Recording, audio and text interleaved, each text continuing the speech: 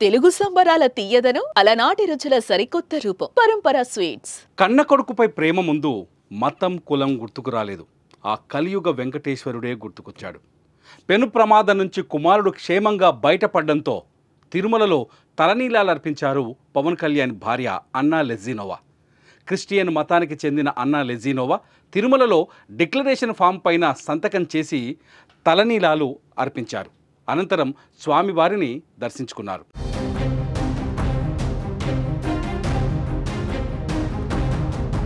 గత వారం సింగపూర్లో ఆంధ్రప్రదేశ్ డిప్యూటీ సీఎం పవన్ కళ్యాణ్ చిన్న కుమారుడు మార్క్ శంకర్ చదువుతున్న పాఠశాలలో అగ్ని ప్రమాదం జరిగింది.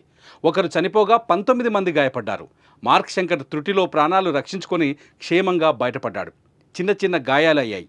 సింగపూర్లో చికిత్స అనంతరం మార్క్ను పవన్, అన్నా లెజినోవా దంపతులు ఇండియాకు తీసుకొచ్చారు. కుమారుడిని పవన్ భుజం పైన ఎత్తుకొని తీసుకొచ్చిన దృశ్యాలు వైరల్ కూడా అయ్యాయి. ఈ విషయాన్ని పక్కన పెడితే కుమారుడు ప్రాణాపాయం నుంచి బయటపడడంతో తిరుమల శ్రీవారిని అన్నా లెజినోవా దర్శించుకున్నారు.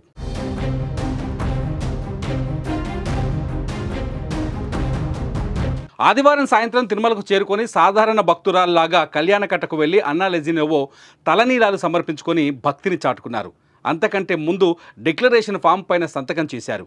గాయత్రి సదనంలో టీటీడీ ఉద్యోగుల సమక్షంలో డిక్లరేషన్ పత్రాలపైన సంతకాలు చేశారు. తలనీలాల అనంతరం వరాహస్వామి వారి దర్శనం చేసుకున్నారు. సోమవారం ఉదయం సుప్రభాత సేవలో తిరుమలేశుని దర్శనం చేసుకున్నారు. స్వామివారి దర్శన అనంతరం రంగనాయకుల మండపంలో అన్నా కొనిదల గారికి వేద పండితులు వేదాశీర్వచనం అందించగా ఆలయ అధికారులు శ్రీవారి తీర్థ ప్రసాదాలు అందజేశారు.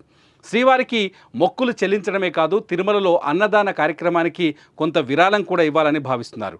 పవన్ కళ్యాణ్ భార్య చేస్తున్న పని పట్ల అభిమానులు, కార్యకర్తలు హర్షం వ్యక్తం చేస్తున్నారు. మరి మీరేమంటారో ఈ వీడియో కింద కామెంట్ చేయండి.